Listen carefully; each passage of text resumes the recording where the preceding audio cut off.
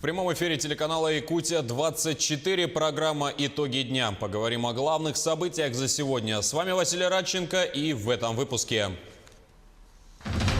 Служить на благо Якутии и России Айсен Николаев принес торжественную присягу и вступил в должность главы республики.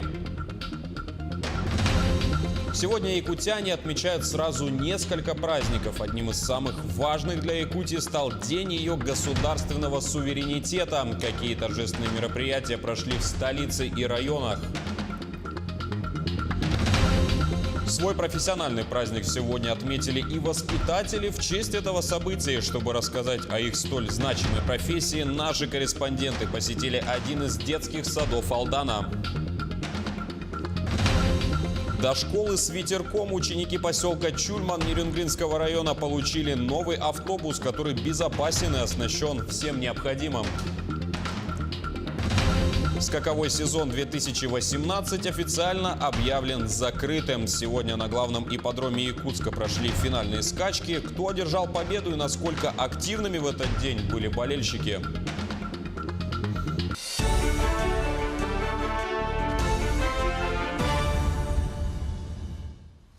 Айсен Николаев официально вступил в должность руководителя республики. Сегодня в зале Театра оперы и балета в столице он принес присягу на 2 государственных языках.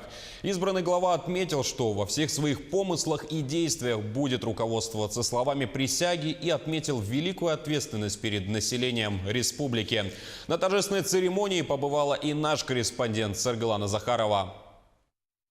Задолго до начала церемонии инаугурации на площади Дружбы перед Театром оперы и балета собрались сотни жителей и гостей столицы. Они принимают участие в акции «Якутия вперед», посвященная такому знаменательному дню, избранному главе республики Айсену Николаеву и Дню государственности Якутии.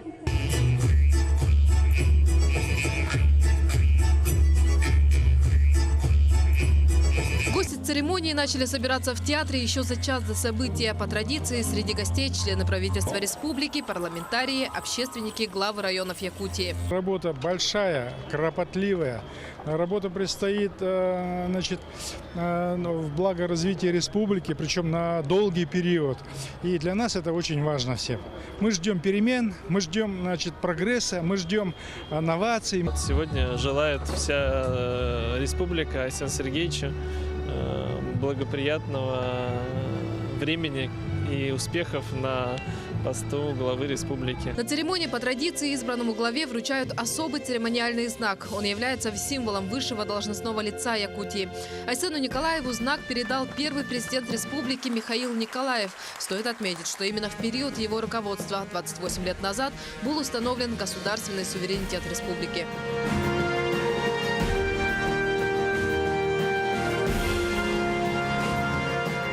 Айсен Николаев принес присягу на 2 государственных языках республики – якутском и русском. Клянусь своей честью и достоинством, что буду добросовестно исполнять обязанности главы Республики Саха-Якутия, соблюдать Конституцию Российской Федерации и федеральные законы, Конституцию и законы Республики Саха-Якутия, защищать национально-государственный статус республики и интересы ее многонационального народа, уважать права человека и гражданина.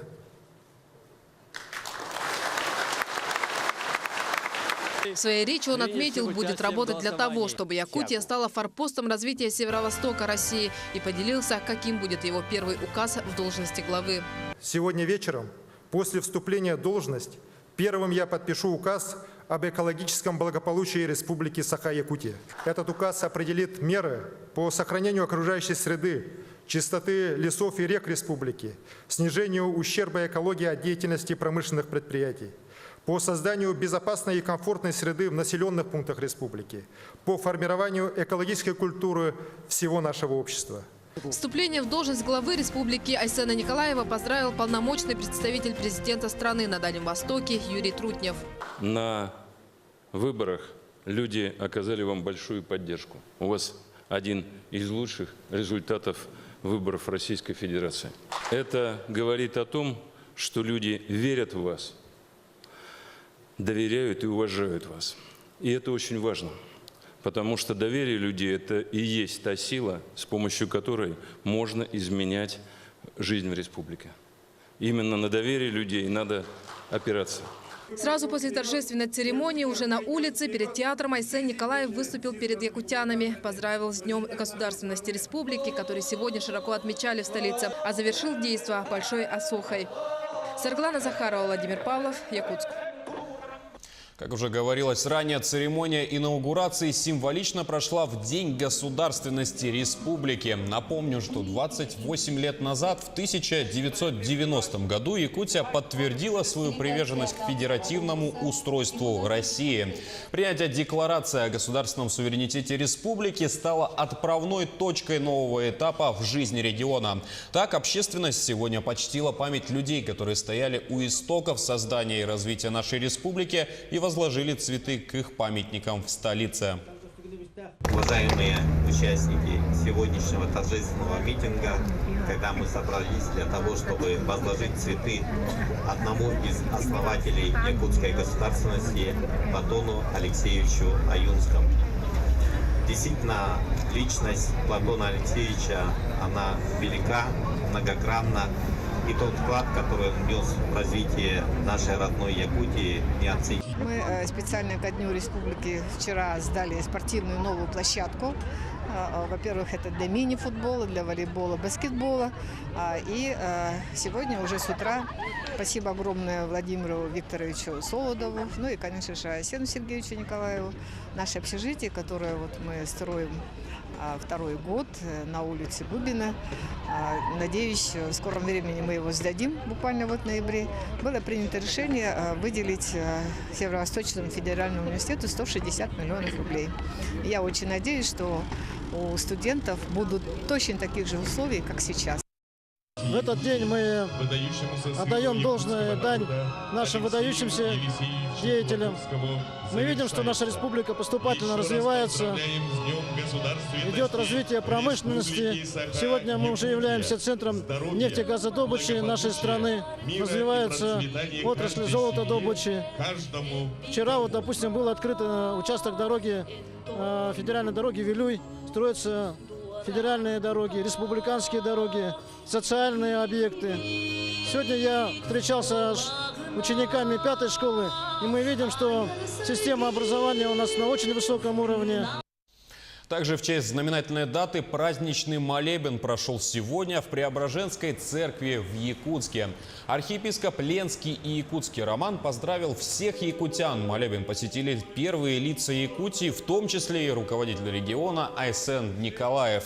Владыка сказал ему слова напутствия и подарил от якутской епархии икону с ликом Александра Невского. Именем этого святого и крещен Айсен Николаев.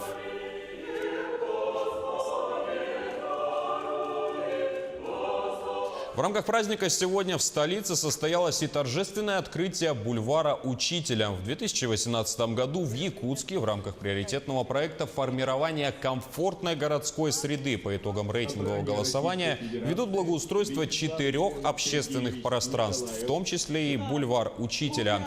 Там установлен памятник народному учителю СССР Михаилу Алексееву. В торжественном открытии принял участие и избранный руководитель республики Айсен Николаев. Дорогие друзья, я считаю глубоко символичным, что в День государственности нашей республики открывается замечательный бульвар Учителя в нашем городе с памятником великому учителю, народному учителю Советского Союза Михаилу Андреевичу Алексееву. Именно образование, высокое качество образования стало тем, что получила Якутия в результате своей государственности. Именно образование помогло якутянам стать вровень с другими народами и нашей России, и всего мира. Сейчас поговорим о том, как День государственности отпраздновали в районах. Так, в Нерюнгринском районе прошли торжественные собрания и праздничные мероприятия в трудовых, студенческих и ученических коллективах всех поселений. Их посетила и наш корреспондент Александра Цыбикова. Мероприятия, посвященные Дню государственности, шли в течение всей недели. Так, культурно-этнографический центр подготовил познавательную экскурсию о якутском быте и обрядах, о национальном танце осохай и национальных играх разных народов для детей школьного возраста. С 20 сентября районная библиотека встречала своих читателей на книжную выставку «Якутия далекая и близкая», а с 25 сентября предложила вниманию аудитории обзор «История суверенной республики». Для младших возрастных категорий мы собираем в своем фонде медиаматериалы. Да, это мультфильмы, презентации, разные презентации небольшие такие, викторины делаем. Для старших школьников это, как правило, круглые столы, обсуждения какие-то. Да, мы говорим о роли того или иного политического деятельности на арене нашего государства, нашей истории, нашей республики. В детской музыкально-хоровой школе «Соловушка» прошли уроки, посвященные творчеству якутских композиторов. А в средней общеобразовательной школе номер 2 города Нерюнгри, которая носит имя выдающегося государственного и политического деятеля Максима Амосова, прошла праздничная линейка. В нашей школе отводится особое внимание. Это конкурс рисунков, конкурс плакатов, это конкурс чтецов.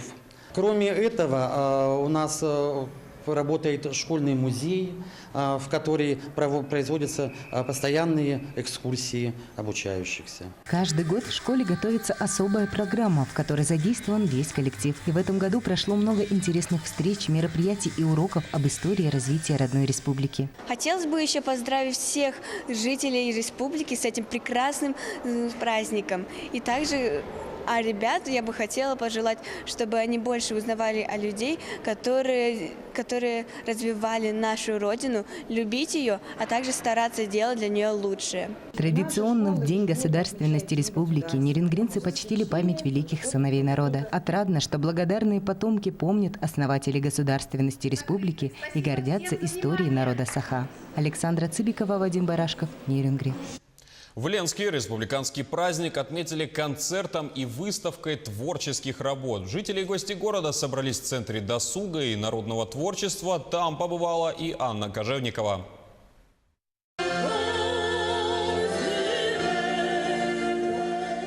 Ярко, красочно и феерично. В этот праздничный день с песнями на якутском языке, стихотворениями о родном крае и национальными танцами вышли на сцену начинающие звездочки и знаменитые самобытные звездные коллективы Ленского района. В Центре досуга и народного творчества прошел торжественный концерт, посвященный Дню государственности Республики Саха-Якутия.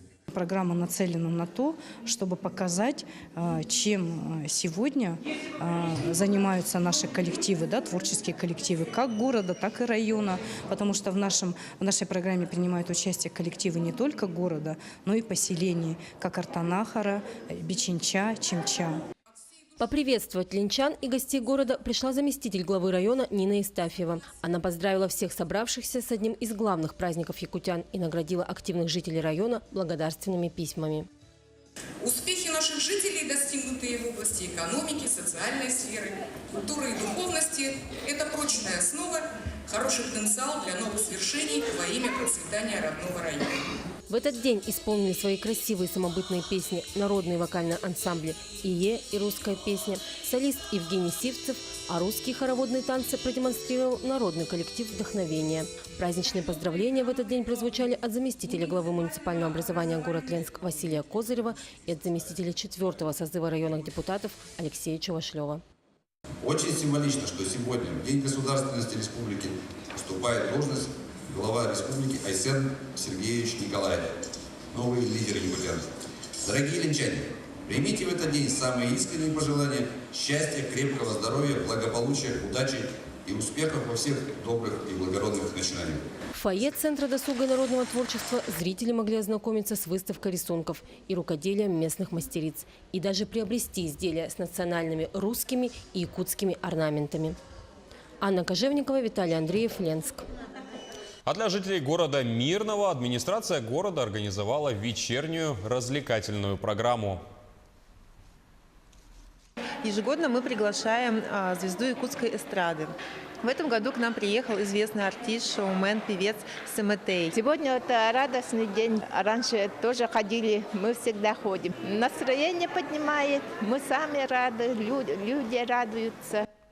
Возвращаясь к праздничным мероприятиям в столице республики, сегодня прошел концерт, организованный Министерством внутренних дел совместно с детским подростковым центром и кадетской школой-интернатом. В эту теплую погоду вокруг сцены на площади Ленина собралось немало жителей и гостей столицы, чтобы наблюдать за праздничным концертом. В 2016 году между Министерством внутренних дел и Якутской кадетской школой-интернатом, а также детским подростковым центром было подписано соглашение о совместной деятельности, благодаря которому и реализуют подобные совместные проекты. В рамках соглашения, которое подписано Министерством внутренних дел по Республике Саха-Якутия, кадетской школой и детским подростковым центром проходит сегодняшний совместный концерт, который посвящен государственности нашей республики. Выступают воспитанники кадетской школы, выступают воспитанники детского подросткового центра, сводные ансамбли, которые работают в рамках нашего соглашения. Ну и, конечно же, это коллективы Министерства внутренних дел. А после этого горожан и гостей столицы на площади Ленина ждали национальные танцы, песни и флешмоб. Их посетила и наш корреспондент Анастасия Данилова. Флажки, национальные танцы и песни, зажигательный флешмоб. Традиционно на площади Ленина состоялся праздничный концерт «Миндайдум Саха-Сире», посвященный ко Дню государственности. Концерт открыл приветственный танец в исполнении артистов Национального театра танца имени Сергея Зверева. Далее выступали звезды якутской эстрады и детские танцевальные коллективы. В данное время, мне кажется, этот праздник очень важен, так как сейчас идет пропаганда именно патриотических каких-то отношений. И поэтому данный праздник сейчас означает какую-то особую важность для нас. Праздник не только всего, не только вашего города, это праздник всех районов, Нерюнгринского нашего района, наших поселков маленьких. Очень большой, красивый праздник. Очень нравятся якутские танцы, они имеют этнический окрас, да, очень нравится. Конечно, праздник очень замечательный. Я всегда с радостью выхожу на улицу приветствовать свой народ с этим замечательным праздником, с Днем суверенитета. Всех поздравляю, всех жителей нашей республики. Собственно, так и закончился праздничный концерт, посвященный ко Дню государственности нашей республики. Закончился он флешмобом от танцевального коллектива «Автобус радости». Анастасия Данилова, Владимир Павлов, Якутск. Сейчас небольшой блок рекламы, после чего расскажем о следующих событиях. До школы с ветерком ученики поселка Чульман Нерюнгринского района получили новый автобус, который безопасен и оснащен всем необходимым. Детский Мирнинский технопарк в 2020 году расширят до 5000 квадратных метров. Уже подписаны контракты на поставку высокотехнологичного оборудования на сумму более 13 миллионов рублей. Скаковой сезон 2018 официально объявлен закрытым. Сегодня на главном ипподроме Якутска прошли финальные скачки. Кто одержал победу и насколько активными в этот день были болельщики. Это итоги дня на телеканале Якутия-24, и мы продолжаем выпуск. Свой профессиональный праздник сегодня отметили воспитатели. Наши корреспонденты побывали в детском саду «Ромашка» города Алдана. Это не совсем обычный детский сад. Он принимает малышей с 1,5 до 4 лет. Чему успевают научить детей и какие методики для этого используют педагоги, узнавала Татьяна Вахнина. В младшей группе детского сада «Ромашка» тишины и спокойствия не бывает. Одни малыши желают слушать сказку, другие уже затеяли веселую возню. Кто-то просто решил поплакать, а кому-то нужно на ручки. Четко обозначать свои намерения детки еще не умеют, и воспитатель предугадывает желания по интонациям и жестам. Самым маленьким воспитанникам детского сада «Ромашка» осознавать себя в обществе еще только предстоит научиться. Дети все разные, у каждого свои индивидуальные особенности.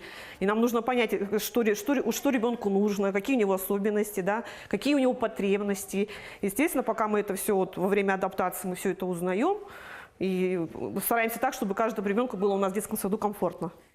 «Ромашка» – единственный детский сад в Алдане, где действует группа, принимающая 1,5-годовалых малышей. Даже самые маленькие дети, говорят педагоги, уже личности с характером и системой ценностей. И к каждому малышу нужно найти подход. Вот только заходит в группу, мы уже сразу понимаем, что этому ребенку нужно, какие особенности воспитания в семье сразу видно.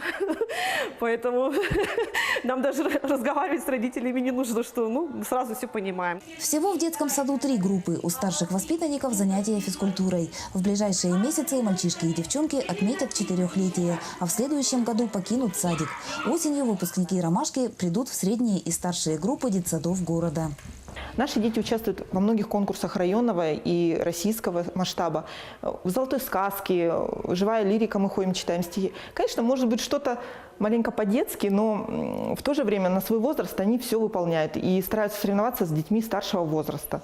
В «Ромашке» выстраиваются самые ранние ступени развития и образования дошколят. От прочности этих ступеней зависят как будущие успехи ребенка в учебе, так и поиск своего места в обществе. Татьяна Вахнина, Сергей Шипачев, Алдан.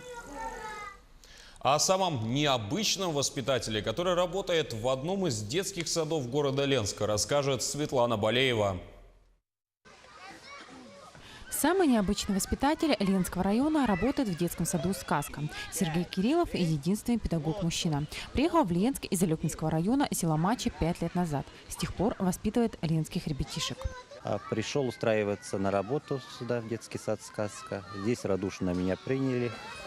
Осипова Татьяна Алексеевна, она сейчас уже не работает директором. И мне здесь понравилось, коллектив хороший, приняли хорошо, радушно. И остался так. Сергей вспоминает, что сначала родители и дети относились к нему очень осторожно. Молодого воспитателя это расстраивало. Он даже думал уйти из детского сада, но никак не мог решиться. Да и коллектив не отпускал. Сейчас уверен, сделал правильный выбор. Поначалу было сложно, я даже думал уходить с детского сада. Всем было непривычно, родителям, и взгляды какие-то такие интересные посторонние. Но подходя к заведующей, когда она мне говорила, она сказала, что это твое, действительно, родители тебя уважают, дети любят, детям нравится, почему бы нет. Я решил для себя, что я останусь все-таки в детском саду. Сегодня Сергей воспитывает ребятишек логопедической группы. Эти детки особенные, и к ним нужен свой подход. Сергей успевает уделить внимание каждому. Играет в различные игры, поет и танцует. Вместе со своими ребятишками участвует во всех конкурсах. Коллеги не просто довольны его работой, считают Сергея одним из лучших воспитателей. Мы очень даже рады, что нам посчастливилось иметь такого педагога. Это очень активный, доброжелательный воспитатель. К нему дети очень тянутся. Сергей Валерьевич у нас очень ответственный, активный. Он участвует во всех мероприятиях. Он даже на каких-то утренниках он может сыграть 2 роли сразу. Никогда не повышает голос, не ругает ребенка при других, а только хвалит. Оттого и результаты высокие, считают коллеги Сергея. А сам молодой человек уверен, что возиться с дошколятами не только могут, но и должны именно мужчины. Светлана Балеева, Виталий Андреев, Ленск. Ученики 7-й школы поселка Чульман Нерюнгринского района до школы и обратно начали ездить на новом автобусе. Он оснащен всем необходимым и предназначен для безопасной перевозки детей. С детишками на новом автобусе прокатилась и Александра Цыбикова. Водитель школьного автобуса Василий радуется полученному современному транспорту. 10 лет до этого он возил детвору на старом ПАЗе, который уже не соответствовал нынешним требованиям. Новый автобус отличается повышенным уровнем безопасности. Рабочее место водителя оборудовано наружной и внутренней громкоговорящими установками. Все сиденья оснащены ремнями безопасности и дополнительной ступенькой для самых маленьких пассажиров. Я на нем 10 лет отъездил. Без ремонта, без ничего. Пришел, он тоже был в целлофане весь. Сел на него. И 10 лет я на нем отъездил. Потом запретили. Школьный автобус в день совершает 4 рейса. В перевозке нуждается более 90 учеников. А посадочного места 22 и 2 места для сопровождающих. Вместе с водителем они перед каждым рейсом проверяют и помогают детям пристегнуть ремни. Кресла хорошие, не нагнутые назад. сейчас хорошо, разводит быстро. Тут есть техники безопасности, можно застегиваться. Раньше пешком, а сейчас можно доезжать спокойно. Автобус – это хорошо. Ну, раньше было мне сложно до лесхоза пешком ходить, но это далеко от этой школы. А теперь сейчас хорошо очень. Специальное устройство препятствует движению при открытых дверях и ограничивает скорость движения не более 60 км в час. Измененный ГОСТ требует, чтобы зеркала заднего обзора имели электроподогрев, и при движении задним ходом издает специальный сигнал. Специально для северных условий в автобусе двойное остекление боковых окон, двойной пол, утепленные люки. Мы, конечно, очень благодарны депутатам, Саниловскому Виктору Николаевичу и начальнику управления Ольге Анатольевне, потому что эта совместная деятельность этих органов способствовала тому, что нам выделили школьный автобус. Он пришел в соответствии со всеми требованиями, которые на сегодняшний день предъявляются к автобусам, предназначенным для перевозки детей. Средства на приобретение автобуса выделила администрация Нерюнгринского района. Благодаря совместным усилиям «Новый ПАС» привезли к началу нового учебного сезона. Учащиеся и родители, а также администрация школы безмерно благодарны новому транспорту и надеются, что он прослужит долго. Александра Цыбикова, Вадим Барашков, Нерюнгри.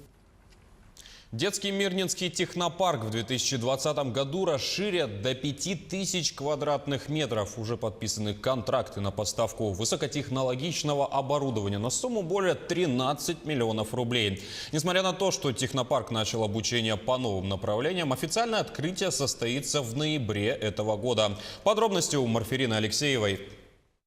В Мирнинском центре дополнительного образования в этом году открылся детский технопарк, который работает по 3 направлениям – промышленный дизайн, робототехника и хай-тек цех. На данный момент в технопарке обучается более 300 учащихся. Мы пришли, нам представили несколько секций, в том числе промышленный дизайн. Мне показалось это очень интересным, потому что все-таки это будущее, потому что сейчас это достаточно большая проблема с тем, что подростки не могут найти свой выбор в жизни. Специально для открывшегося технопарка преподаватели прошли курсы переподготовки в инновационном центре Сколково. В этих 3 направлениях у нас работает всего 5 педагогов дополнительное образование. Из них 3 наших педагогов центра и 2 приглашены из других регионов Российской Федерации. В современном мире робототехника, микроконтроллеры, вот эти станки, они достаточно распространены. Потом ребенок, он пойдет в университет, и там, возможно, будет заниматься каким-то, может, политехнический университет, вуз, будет заниматься этим, и основа у него уже будет. Заинтересованность со стороны населения есть, имеется. Даже родители записывают своих детей на платной основе. Ребята пришли на день открытых дверей. И мой сын очень захотел посещать эту студию, потому что ему очень понравилось. Кружок имеет популярность, и нужны дополнительные места, чтобы ребятишки, все желающие, могли посещать. В 2019 году запланировано строительство Дворца детства общей площадью около 7000 квадратных метров. Большие площади позволят расширить детский технопарк. Ему планируется выделить 5000 квадратных метров. Будут открыты новые IT-направления. Это IT-школа Илларионова, новая программа IT-Куб и Кванториум. Марферина Алексеева, Артем Алексеев, Мирный. И к новостям спорта. В Якутске прошло закрытие скакового сезона 2018. Главные республиканские скачки прошли на ипподроме Якутской государственной сельскохозяйственной академии. Кто выиграл главный кубок, в материале Дмитрия Тымырова. Более 1000 зрителей и десяток лошадей. За все время скачек болельщики не умолкали. Каждый болел за своего фаворита. Как истинный якут, я вот всегда люблю лошади, да? Поэтому вот всегда хожу на скачки. Мне очень нравится. И у меня есть друзья, которые хорошо разбираются в этом деле. Да? Я их спрашиваю и начинаю вот тут играть там. Сделать ставки, да. Вот сейчас вот я взял Little Light, взял я. Амдинская лошадь. Всего в программе скачек представлено 7 дистанций, начиная от 1 до 3200 метров. Общий призовой фонд составил 3 миллиона рублей. Всего за кубок вышли бороться 6 спортсменов. Наибольший ажиотаж среди болельщиков вызвали скачки на призы Министерства сельского хозяйства республики. Дистанция этого забега 2400 метров, а на старте сплошь темные лошадки. В этом забеге фаворитов не было. Конный спорт. Здесь ты не знаешь, кто будет победителем. Это как азартная игра. Любой может победить. Кто лучше тренировался, тот и может выиграть, а может и нет. Своих лошадей выставили команды Намского, Амгинского, Мегино-Кангаласского, Верхневилюйского и Чурапчинского улусов. Победителем Кубка Министерства сельского хозяйства республики по итогам скачек стала лошадь из Верхневилюйского улуса «Карибиан Бой». Мы его купили в Краснодарском крае. Конный завод «Прогресс» в 2016 году. Тогда ему сколько было и сейчас сколько лет? 4 года было ему. Ну, каждый год с ним работаем. Только он осенью пришел в форму хорошую сейчас. Победителям вручили кубок и денежные призы. Федерации конного спорта Якутии отметили, что скачки в Якутии с каждым годом становятся все популярнее. Это, конечно, способствует развитию конного спорта в целом. Скачки с каждым годом заметно, я бы сказал, заметно идет вперед. Развитие наблюдается, факты налицо. Вот сейчас вот скачка была, и борьба была жесткая, я бы заметил. Скачки прошли, как всегда, многолюдно и эмоционально. Сезон 2018 года закрыт. Дмитрий Темыров, Георгий Григорьев, Якутск. На этом выпуск нашей программы подошел к концу. Мы продолжим следить за развитием событий и держать вас в курсе новостей. Спасибо за внимание и всего доброго.